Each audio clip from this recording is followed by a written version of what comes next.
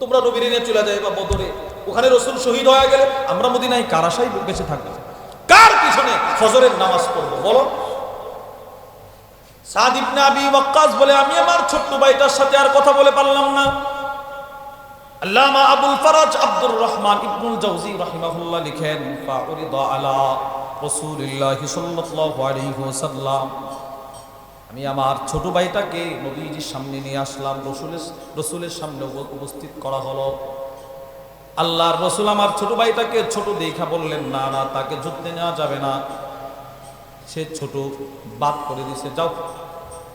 সাদ ইবনে আবি ওয়াক্কাস বলে, আল্লাহর রসুল যেই মাত্র বললেন তোমাকে যুদ্ধে নেওয়া যাবে না, ফাবাকা উমাইর, সেই ছোট্ট সাহাবী উমাইর ইবনে আবি ওয়াক্কাস নবীজির দুইটা পায়ের সামনে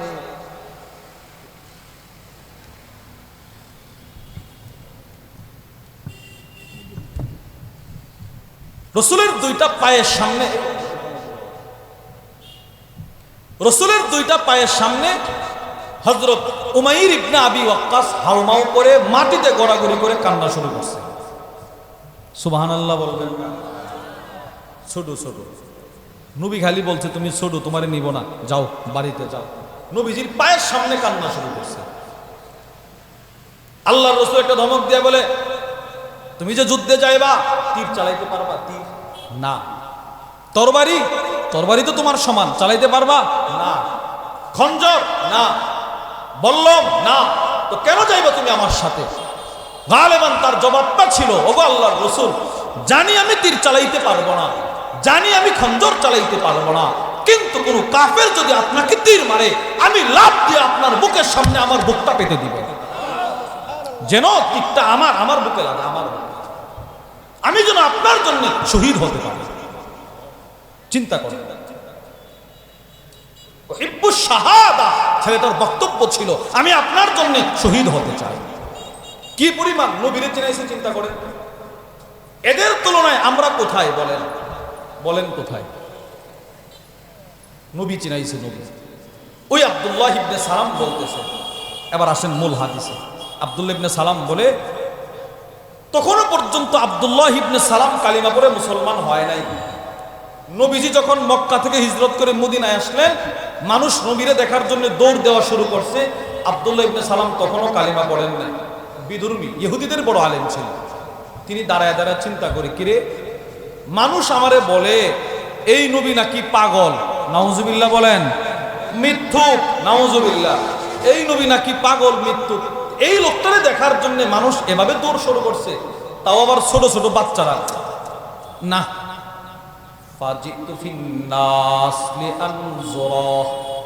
আব্দুল্লাহ ইবনে সালাম বলে, আমিও আল্লাহর রাসূলকে একটা নজর দেখার জন্য একটা দৌড় দিলাম।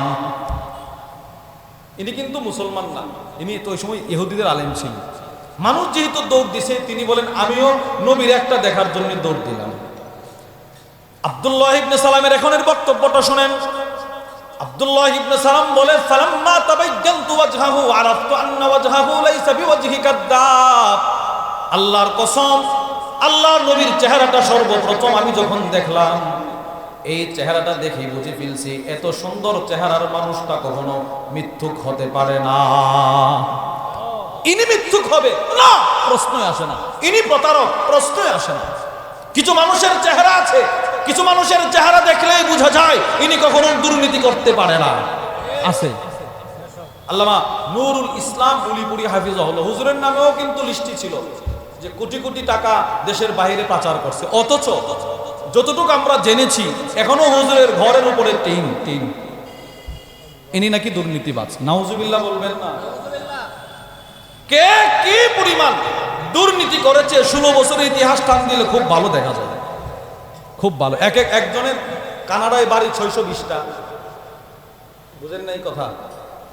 কানাডায় একজনের বাড়ি 620টা বাড়ি, 620টা। আপনি বলেন, একটা মানুষ দুনিয়াতে চলতে গিয়ে 620টা বাড়ি কোন বুঝে লাগে? এটা আমাদের বুঝে আসে না। 620টা বাড়ি কেন লাগে?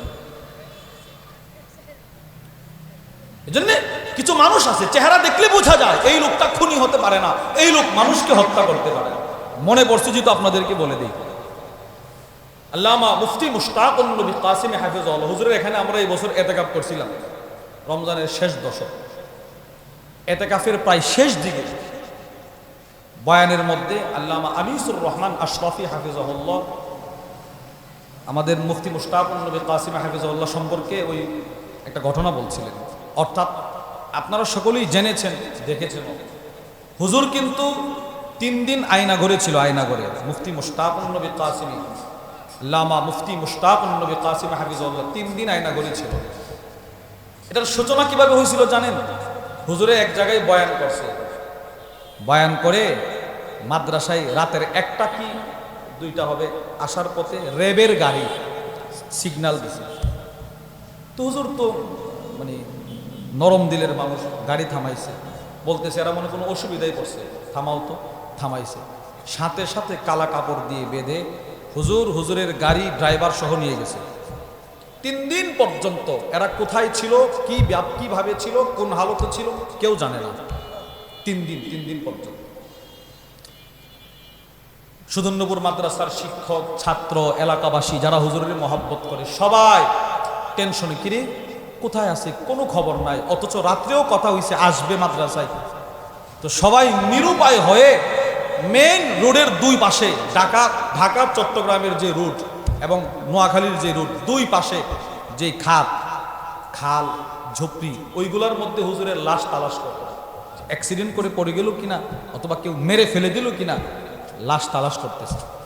মাইল কি মাইল হাঁটতেছে, কোনো হদিস নাই। পরের ঘটনা হুজুর নিজে বলে যে 3 দিন পরে আমারে আদালতে উঠাইছে। হুজুরের আদালতে উঠাইছে। হুজুর বলে আদালতে যে আমারে উঠাইছে একমাত্র আমি জানি, আর কেউ জানে না।